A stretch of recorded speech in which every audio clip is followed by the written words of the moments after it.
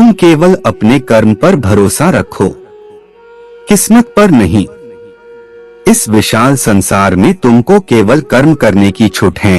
इसके अतिरिक्त फल की इच्छा और स्वार्थ सब निरर्थक हैं। ये सोचकर कभी किसी काम की शुरुआत मत करो कि इसका तुमको कोई फल मिलेगा। बिना किसी लालसा के कर्म करो। जो आदमी मुझे हर चीज में देखता है और मेरे होने के एहसास को अनुभव करता है, वह मेरा सच्चा भक्त है। ऐसे भक्तों से मुझे प्रेम है। इंद्रियों का काम ही है भटकना। जब कोई मनुष्य अपना मन उनके पीछे छोड़ देता है तो समझ लीजिए कि उसने छेद वाली नाव में सवारी शुरू कर दी है, जिसका डूबना तय है।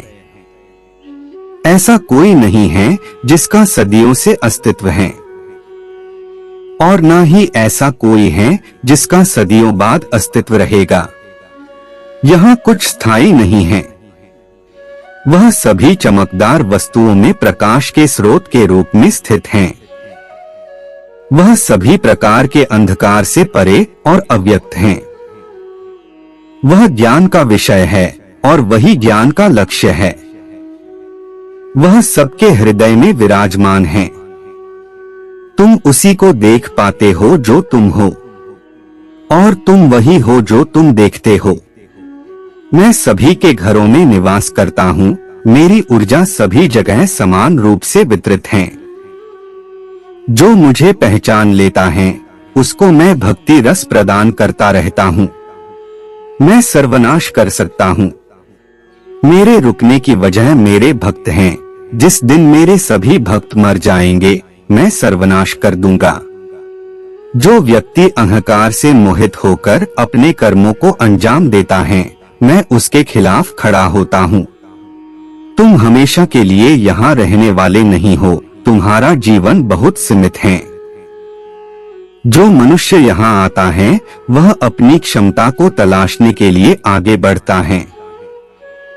ये गलत नहीं है अगर तुम निस्वार्थ भाव से अपनी गति करते हो।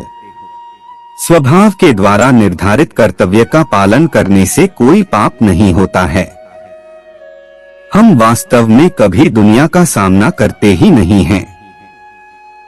यहाँ रहकर हम जो भी अनुभव करते हैं वे हमारी इंद्रियां हैं। तुम केवल अपने कर्म पर नियंत्रण कर सकते हो। तुम अपने कर्म के परिणाम का दावा नहीं कर सकते हो।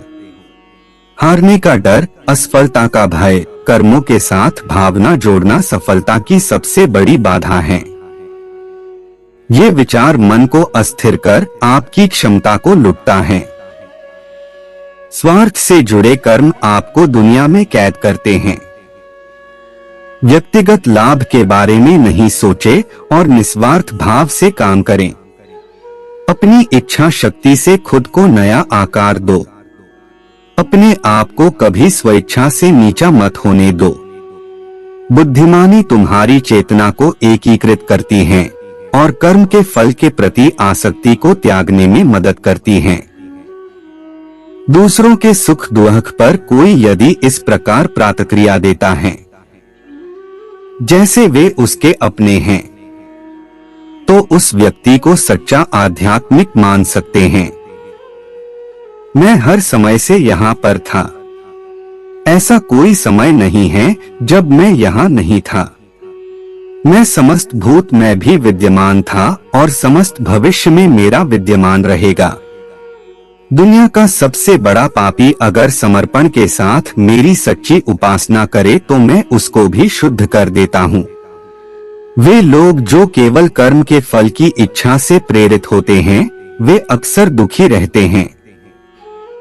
जब किसी की चेतना एक हो जाती है तो उसकी सारी व्यर्थ चिंताएं पीछे छूट जाती हैं।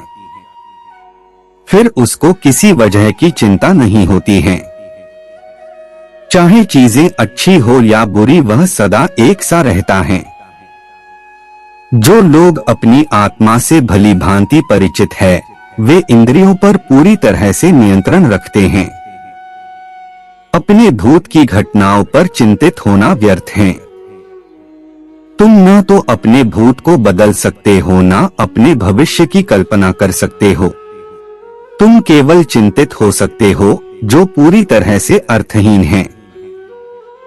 मन को शिक्षित कर मनुष्य अपने सोचने के तरीके बदल सकता है और कोई भी कदम उठाना सीख सकता है।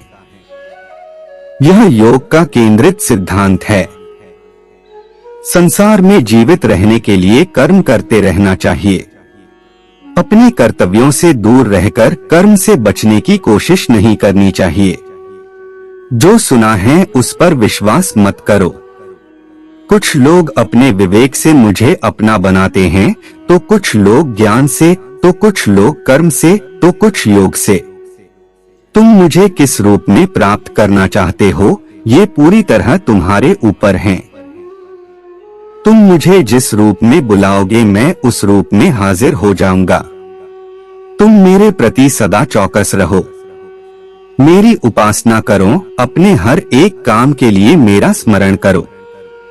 मैं वादा करता हूं तुम मेरे प्रिय बने रहोगे।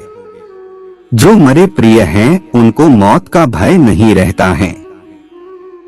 मौत उनके लिए मात्र पुराने वस्त्र उतारने के बराबर है। इस दुनिया का आकर प्रत्येक मनुष्य के लिए अलग अलग है। मनुष्य अपने सोच और कर्म से इस दुनिया का आकर निर्धारित करता है। जय श्री कृष्णा। आज के वीडियो में आज के लिए बस इतना ही। मिलते हैं फिर अगले वीडियो में। अगर आप मेरे चैनल पर नए हैं तो मेरे लिए नहीं, श्री कृष्णा जी के लिए मेरे चैनल को सब्सक्राइब कर दीजिए। जय जय राधे कृष्णा।